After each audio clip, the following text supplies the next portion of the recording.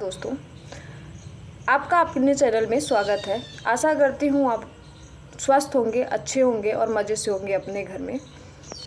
तो कल से लगने जा रहा है नवरात्र और इस बार नवरात्र पूरे 9 दिन का होगा और माता आपके घर में पूरे 9 दिन रहेंगी और आपको 9 दिन माँ की सेवा का मौका मिलेगा। इस नवरात्र बहुत अच्छा योग बन रहा है। माता रानी आप सबकी मनोकामना जरूर पूरी करेंगी। कुछ विशेष बातें और विशेष टिप है जो आप ध्यान में रखें और माता के नियम अनुसार पूजा पाठ करें, उपवास करें। और उपवास का मतलब भूखा रहना नहीं है। उपवास का मतलब है हिंसा नहीं करना, झूठ नहीं बोलना, चोरी नहीं करना। इन सब चीज़ों का प्रण लें और इन सब चीज़ों का उपवास करें।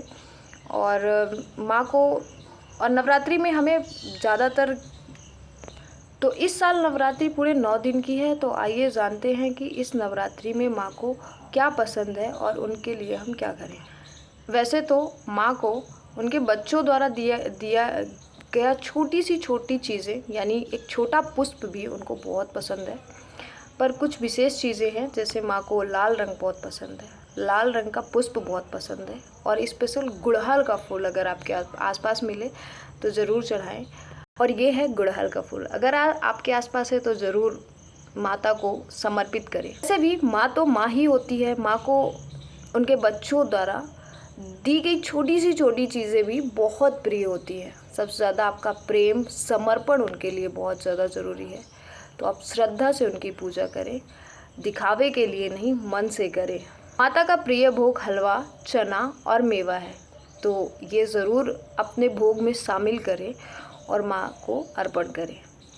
इस बार नवरात्रि 9 दिन का है और नव दुर्गा 9 रूपों में आती है 9 दिन और आपको एक अच्छा मौका मिलेगा अपनी माँ का सेवा करने के लिए। 9 दिन आपके घर में आपकी माँ रहेंगी।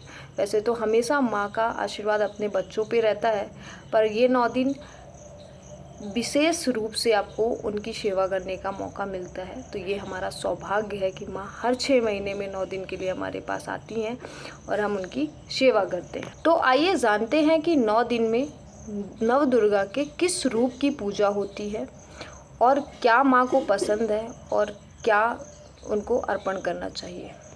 इन रूपों को माँ दुर्गा का नव अवतार भी कहा जाता है। पहला दिन माँ शैलपुत्री का होता है, जिसमें आप घी का भोग लगाएं और नारंगी वस्त्र धारण करें। दूसरा माँ ब्रह्मचारिणी का, जिसको आप शक्कर का भोग लगाएं और सफ़ेद वस्त्र धारण करें। तीसरा दिन माँ चंद्रघंटा का, और माँ चंद्रघंटा को आप दूध का भोग लगाएं और लाल वस्त्र धारण कर पूजा करें। चौथा दिन कुष्मांडा माता का, उस दिन आप मालपुआ का भोग लगाएं और शाही नौरंगी वस्त्र धारण। पांचवा दिन स्कंद माता का, उस दिन आप केले का भोग लगाएं, फल का भोग लगाएं और पीला वस्त्र धारण करें।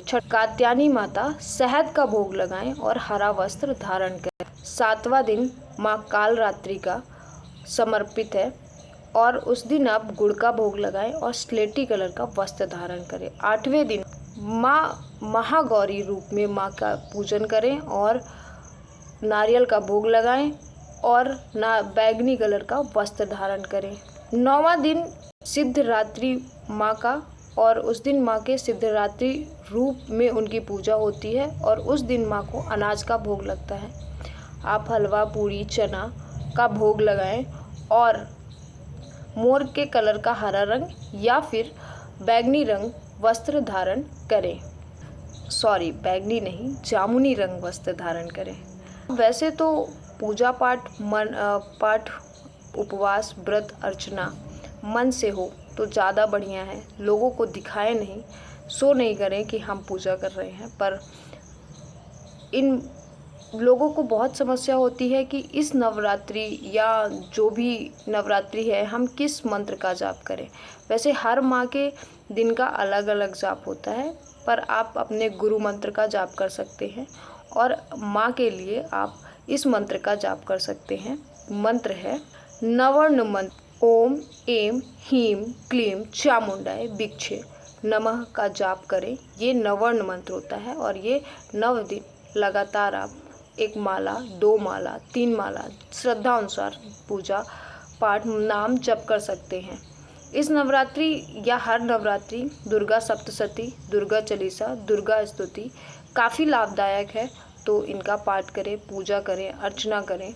और 9वें दिन माँ का भोग प्रसाद पूजा श्रद्धापूर्वक करने के बाद, कन्या भोजन के बाद आप माँ को विदा करें और उनसे आशीर्वाद लें, ताकि आपके घर में सुख शांति समृद्धि बनी रहे और माँ का आशीर्वाद सदैव आपके घर में बना रहे। आशा करती हूँ ये जानकारियाँ आपको अच्छी लगी होंगी। अगर आपको ये जानकारी अच्छी लगी है तो प्लीज़ अपने घर परिवार दोस्तों के साथ शेयर करें और उनको भी बताएं। और थैंक यू आपका इतना प्यार देने के लिए, मुझे सपोर्ट करने के लिए। Thank you for watching. Thank you so much.